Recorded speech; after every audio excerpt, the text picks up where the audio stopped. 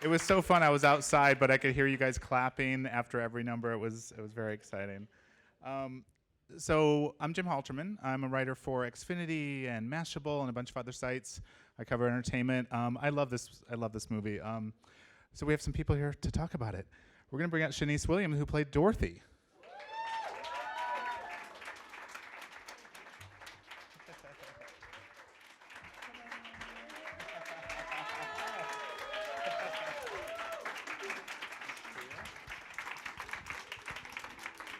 And then we have Neil Meron, who's executive producer of the WIZ Live.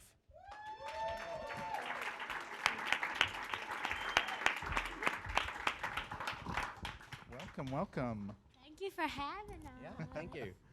So wait, so the show aired about 3 months ago? December 5th. Okay, a date you'll always remember. I think. Was that right? December 5th. December 3rd. What do I know?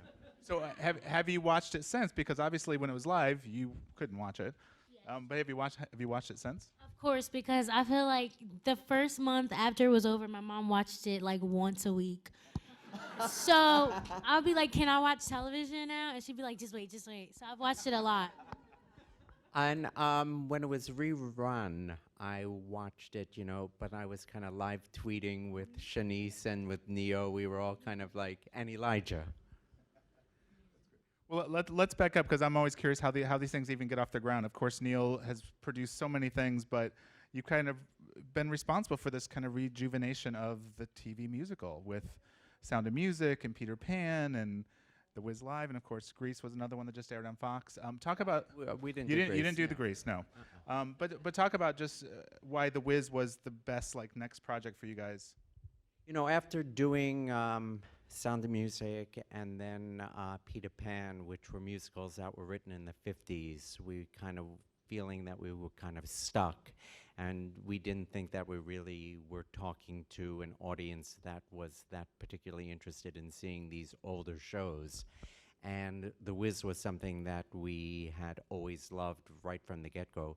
I had the privilege of seeing it in its original Broadway production with Stephanie Mills, and I've always loved it.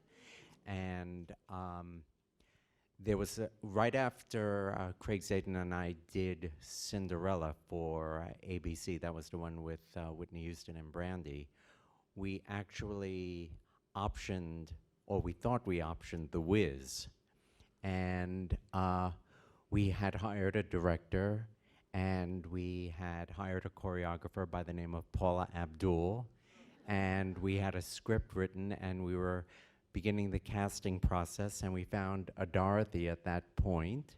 And mind you, this is in the 1999, and we had found this young woman by the name of Anika Noni Rose, and we cast her as Dorothy. And then we had designs done. We had sets. We were going to shoot in Europe, and then the wonderful world of Disney, who we were doing it for, found out that there was the rights weren't what they thought they were, and we lost the rights. And so it fell apart. And then after Peter Pan, we thought we would want to revisit The Wiz because it's always been a love of ours, and we wanted to do it right. That's amazing. I didn't know that story. Yeah, well, That's what these SAG meetings are all about. Exactly. You find out all the juicy stuff. What did you learn from doing, I'm going to talk about Peter Pan and Sound of Music. What did you learn from those two, since they're the most recent, that helped you in this, as far as what to do for the audience or even the production? It was just an attitude, you know. It's in terms of, you know, it's a learning curve, you know, because we were kind of reinventing this form. So we were learning as we were going along, so we were learning more about the energy of what it takes to do these live musicals. And so, you know, we did things different on Peter Pan than we did on Sound of Music, and then we took off from that. And the demands of The Wiz were that we are, in the future, going to do it on Broadway, so we kind of had that in mind in the total visuals of it. So the look of it, the way it was orchestrated, the way it was designed, we had the theater in mind, so it kind of informed the presentation of what we did with The Wiz. And then the script was written by Harvey Fierstein. Indeed, it was, for better or for worse, people have said that the original book, needed some freshening up. And Harvey really was the perfect person because he understood what it needed, and we were thrilled with what he did. He actually rewrote the original book in 2 weeks. We had a script. So he's great. Hire him or work for him. Let him write for you.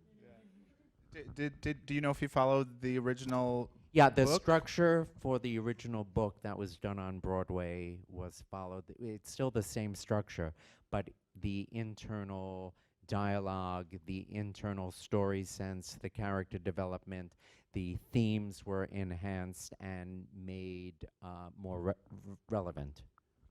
Of course, you can't do the WIZ without Dorothy. So how did this lovely woman come into the whole Well, production? Shanice was a miracle.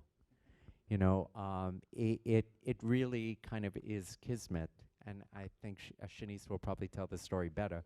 But from my point of view, we had an open call. It was on a rainy Saturday, and we had between 600 and 700 young women show up. And our director, Kenny Leon, who we love, who is brilliant. If you ever have a chance to work for Kenny, it will be a gift. He told Craig and myself that, I'll probably drop by for just a short while and just to check it out. But he decided that he would stay a little bit longer. And Shanice walked into the room and she sang a little bit of Be a Lion and Home. And then Kenny texted me and said, I think I found our Dorothy. And so it happened on that rainy afternoon, and that's when the process began with Shanice, who basically walked off the street. So Shanice, tell your side of that, because is it one of those things where you're standing outside in a big long line for hours and hours, or how was it? It was a crazy line. I thought I had got there early, but apparently not, because there were so many girls, and I just remember I had flown from college the day before. I had decided that school wasn't for me. It wasn't right for me. And it was a crazy time because everybody was saying, don't leave school, just stay in school. And I wanted to find a school that was better. But I was like, I'm just going to do this audition to find out what an audition's like. I've never auditioned before. That was your first audition? Oh my God. Yeah, Not as I too said, a shabby. miracle. Crazy, right? And I went in there, and the craziest part is that I forgot the lyrics to Home. And Kenny's like, how are you going to come in here and not know Home? And I'm like, I'm sorry, I'm nervous, like, let me try. But I just put my all into it. And I think because I wasn't nervous, because I really thought there was no way I was going to get this part, I had fun, and I just gave it my all. I think it worked out pretty good. But talk about, you had done the WIZ when you were in high school, Middle right? school. Yeah. And I was too nervous to audition for Dorothy. And I remember my grandmother like, you need to cut that out. You need to stop being nervous. Because if you're nervous all your life, you're never going to get anywhere. You're never going to be able to do what you want. But you got a part in the WIZ in middle school. Yes. So what role did you play? Add a pearl. That's the role that Amber Riley played. Yeah. What was your background as far as performing? Was it all just school productions, that sort of thing? I was in every show in high school. I knew it was what I loved. I also studied at Paper Mill Playhouse in Millburn, New Jersey, and they taught me so much. And then I had went to school for musical theater for 2 semesters. Okay. So tell me about playing Dorothy, and just how do you connect with the character? We always talk about that, but this is a big character. This is very iconic. How did you kind of connect with who she was and what she was going through in the show? Connecting with Dorothy was so easy. I feel like we're the same person. I had went to school all the way across the country. I'm from Jersey, and I went to school in Los Angeles. So the whole factor of missing home, I totally related to that. And she's just a young girl with a little bit of attitude, but she's still sweet and she wants to help others out. And I feel like we're really similar in a lot of ways. And for that to be my first role, it taught me a lot. Neil, talk about working with Shanice, because you've worked with everybody. So you've worked with seasoned veterans, then you have somebody who's kind of new to this. What were the advantages to that for this particular production? Well, no, I was just saying before we came out here, I was just saying there were certain times during the rehearsal process that I thought she was punking us, you know. She was just like, no, this can't be, you know, because she didn't skip a beat. She came in prepared. She came in to kill it, you know. So she has, you know, that innate ability and that charisma where you just know that she is there to play and to succeed. And so every day you watched her working with legends like Mary J. Blige and Queen Latifah and Stephanie Mills and these great, great women. And she just held her own, and she didn't complain. She loved Toto. My bestie. But I love here, her. here's a good story about Shanice, is that sometimes she actually would get nervous or she'd be tired, and she asked permission to take Toto home with her. And when she took Toto home with her, and she spent the night with Toto, she came back the next day totally at peace, totally kind of open. It was that relationship. So the night before the broadcast, she requested to have Toto spend the night in her hotel room. It just brings your shoulders from here to here. They're like therapy for me. Yeah. I love them. Yeah, there were 2 Totos. And I feel as though, like you were saying, I always had it together. Yeah. I've never done anything before, and here I am getting the opportunity of a lifetime, and I stood in line with all those girls who wanted to do what I was doing.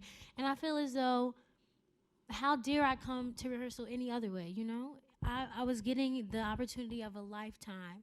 So I always had to be prepared, and I always had to be on my A game, because there were so many other girls who wanted that opportunity. And also the other cast members, especially David Allen Greer and Elijah Kelly and Neo, embraced and protected her, you know, and were tough on her too, you know, especially Neo. You know, Neo, who surprised all of us with his acting ability, was absolutely incredible. You know, we knew about David and we knew about Elijah, but Neo is another one that's new to the acting game. So he was incredible, and he took care of Shanice in a really big way. Talk about that a little bit from your perspective, Shanice. Were they like brothers to you? Were they? They how were was it? definitely like big brothers. They would all tell me, no boys. It was like a family. It was like a huge family. And I just remember a lot of people always asking me, like, oh, how is it working with them? And there were no egos whatsoever, regardless of their status or what they had done before. Everyone was so encouraging. Like, he even encouraged me to start writing songs and making music. Like, every opportunity he had to help me become a better performer, he took that opportunity. So once you got the role, how long was the rehearsal process and preparing for December 5th? It was a 2-month process to when they finally told me I got the part, and then we rehearsed for 2 months. And that 2 months felt like 2 days. It just went by so quick. Did it feel like that for you too? I mean, I was like, what the heck? It's over. It's over. But you know, it wasn't quite as easy as, you know, her showing up at the open call and saying, here, you got the part.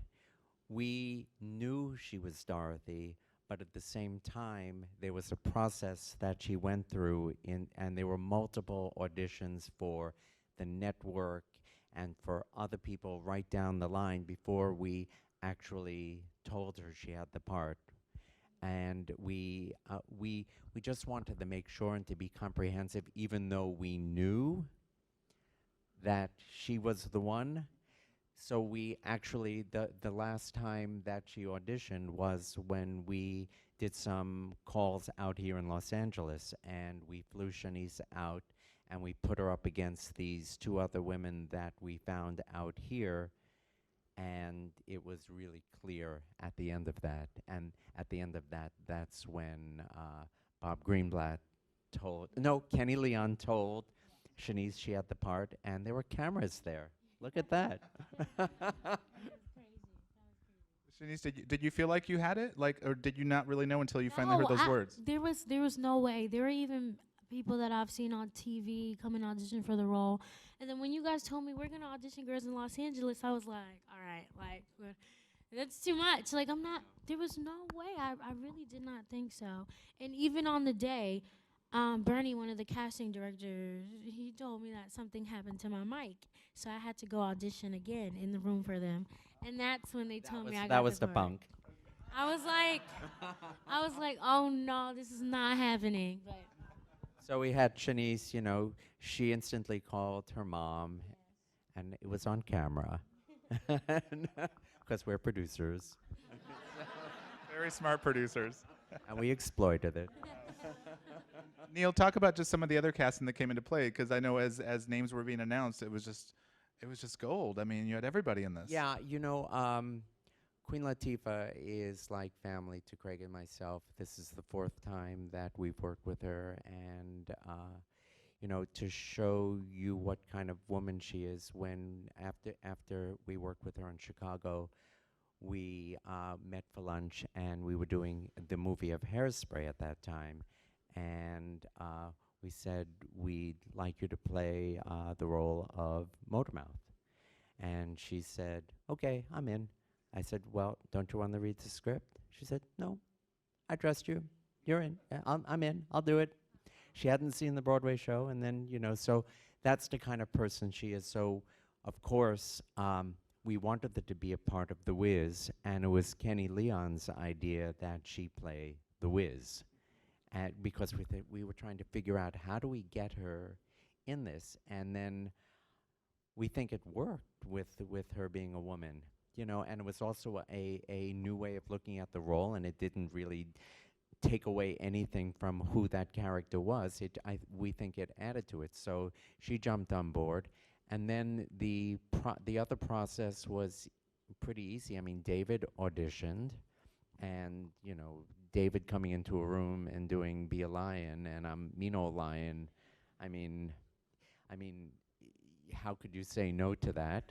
I mean, he's a comic genius. Neo actually thought he was coming in to audition for Scarecrow, and he didn't prepare for the Tin Man, and we wanted him to prepare both, but he only prepared Scarecrow.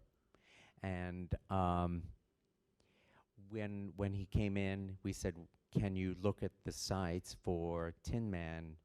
And he did. He just went off, and about 15 minutes later, he came in and did a cold reading for us, and he learned the song very quickly, and that was it for him. And then Elijah, we had worked with on Hairspray, and this is a unique audition story on Hairspray, which is really, really true. Elijah was the first person to audition for Hairspray for the role of Seaweed. He came in the first day, the first person in the room, and he was incredible. And we thought to ourselves, no. And then we thought, we can't do better than this. So we canceled everybody else we had scheduled, and we gave him the part. So we knew that Elijah could be Scarecrow. What we didn't know is that he was really good friends with Neo. And Mary J. we've loved. I mean, it just seemed to be a natural fit. Uzo is somebody that we've been following, and we wanted to show the public what a great singing voice she had. Everybody knew she could act, but we wanted to present her in a whole different way, especially from what people know her for, which is Orange is the New Black. And we wanted to portray her as a beautiful woman, which she is. And it was like people with this project were putting themselves out because they wanted to be a part of it. We didn't know how deep the love for the WIZ was in the African American performing community and in the Black community. we loved it, but we didn't know that it went that deep. Like when we were doing the Oscars last year and we did the Glory number with Common said, "What are you working on?" And we said, "The Wiz." And he said, "Oh my God, I love that film. It's my favorite film." And then we said, "We're going to figure out a way to get you in this." And so he said, whatever I can do. And that's how he wound up in it. So, yeah. So, of course, Shanice, you had a really great gift that you could talk to Stephanie Mills about playing Dorothy. Exactly. Stephanie Mills was Auntie M, if you guys didn't notice that, but she Exactly. played her like 40 years ago, something like that. So, what were the conversations like with her, concerning everything? First of all, she's an amazing woman. And when everybody would ask me, who are you most excited to meet? It was Stephanie because I was like, she's the original Dorothy. Like, and as we started working together, she would always give me advice, and I would always take her advice. And she told me just take everything one step at a time and always be humble, because once you forget that it's about the work, then everything goes downhill from there. So it was just very inspiring. And then after a while, I was like, I got Stephanie right here with me. Like, what's gonna go wrong? Like, Yeah, it does sound like we're telling these magical stories, but it is true. Amazing. So, talk about working with some of these other people, because this is the biggest thing you've done so far. So all of a sudden you're working across Mary J. Blige and Queen Latifah and Common, all these people. Was it hard to stay focused, or was it very easy? at first, it was very nerve-wracking. Like, especially at the table read, like, what was going on in my head, I was just like, there's no way I'm gonna Yeah. get through this. We flew Shanice out to LA because we had never heard the script performed. So we did an early table read in the executive building at NBC. And it wasn't everybody, but it was the first time that Shanice had met Neo, Mary J., David, and Elijah, I think were the cast members that were there at the table. And we had Harvey on Skype from his house in Connecticut. and and that was the most telling part of the whole process, because the confidence that we had going in with the casting was kind of claimed at that table read, because everybody just came out with it. Oh, and Amber was there too. Yeah, Amber and Mary too. Yeah.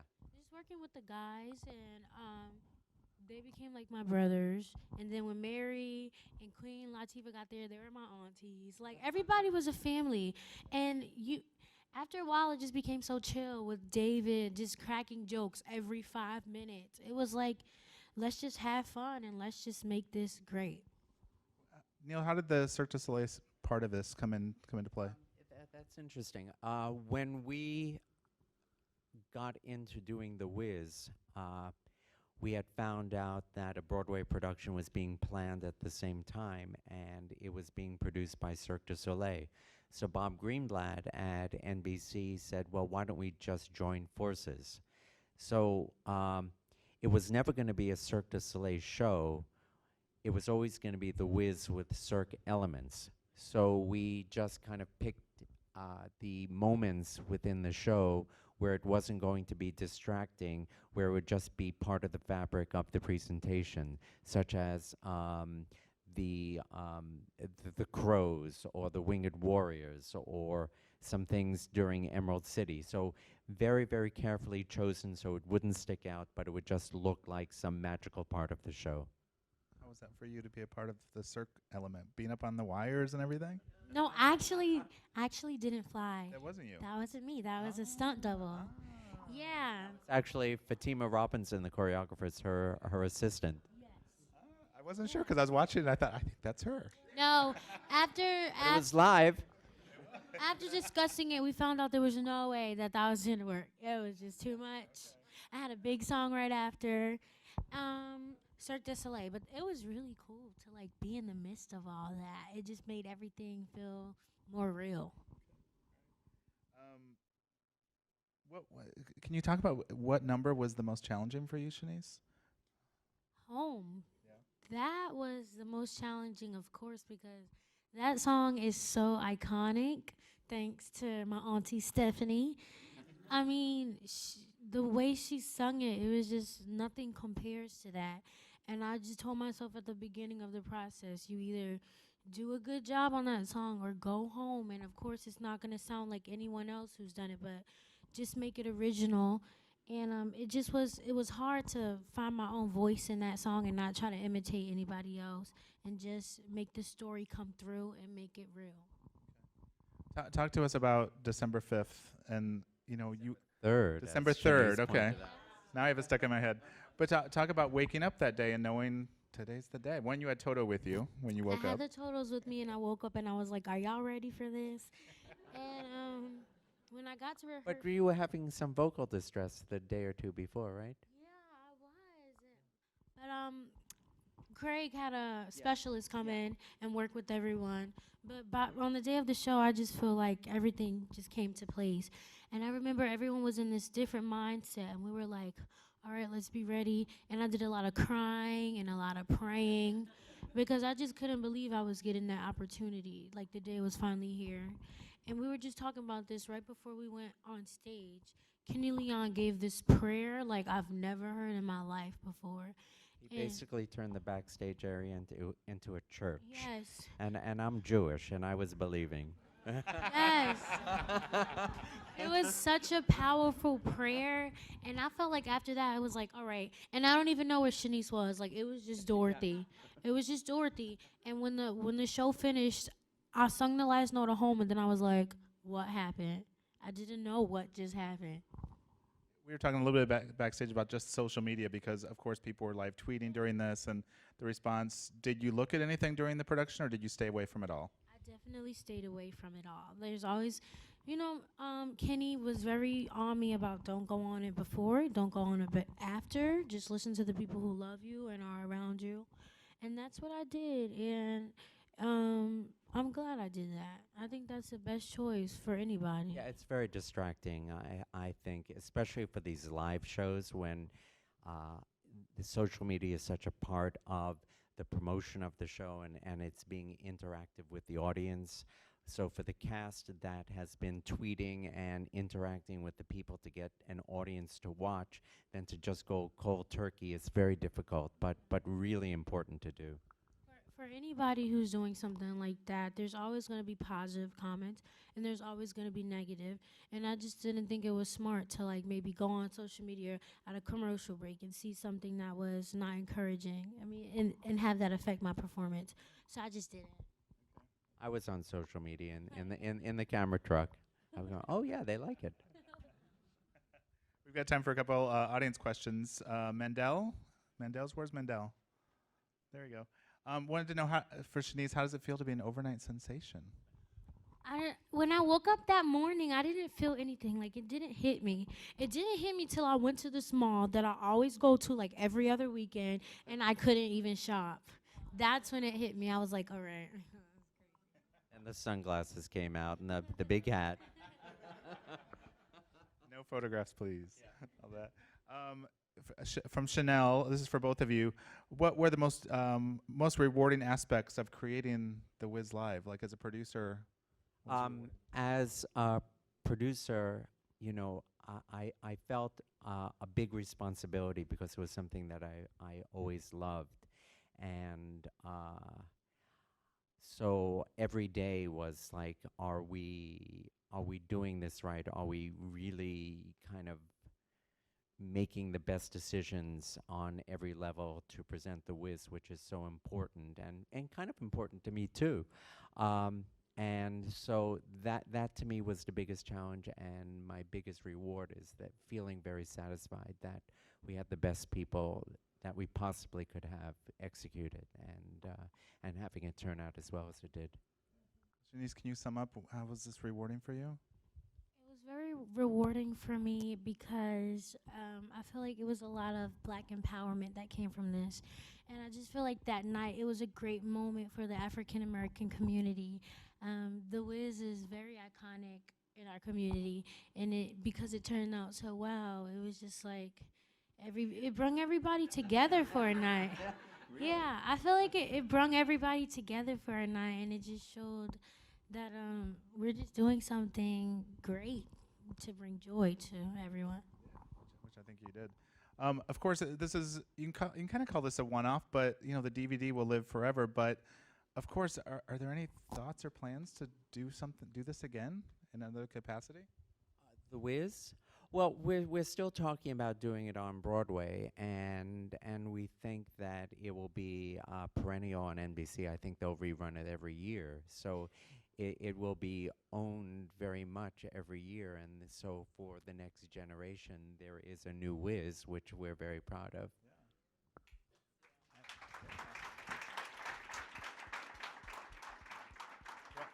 If you ever did mount a Broadway production, I know you'd sell at least one ticket. Anybody else? Broadway? Yeah, let's go to Broadway. Shanice, what are some of your aspirations from this? Because obviously it puts you on the map in a big way. Yeah. What would you? Well said.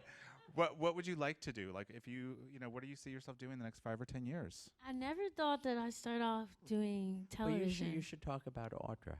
Oh my gosh. Audra's my inspiration. Audra McDonald. This was the moment for Shanice. First of all, she called me in the middle of a rehearsal one day, and it just This is Audra McDonald. it changed my life. And then I got to meet her and interview her at Lincoln Center. And of course, she's the queen of Broadway. And like I said, I never thought I'd be starting off on television. I've always wanted to do Broadway, and I've been training for that for the past 7 years. So to be on Broadway is still my dream. It would be a dream come true. I would love that. Wait, you said you interviewed Audra? I interviewed her. She gave me some great advice. I'm a completely different person now. Well, Lincoln Center is starting this new series about artist to artist, and it premiered with Shanice interviewing Audra. Yeah, and what happened is, Kenny Leon, who has directed Audra, and myself, who is lucky enough to have worked with Audra several times, she kind of identified Shanice. I almost passed out. I was gonna say because I know what it's like to come up with questions, especially when somebody you're a fan of. It's nerve-wracking, and I don't know how I got through it. To this day, I don't know. But it was a great experience. That's amazing. Well, I think we'll be keeping an eye on what you do next and all this. Thanks everybody for being here. Thank you guys for being here. Thank you. Thank you.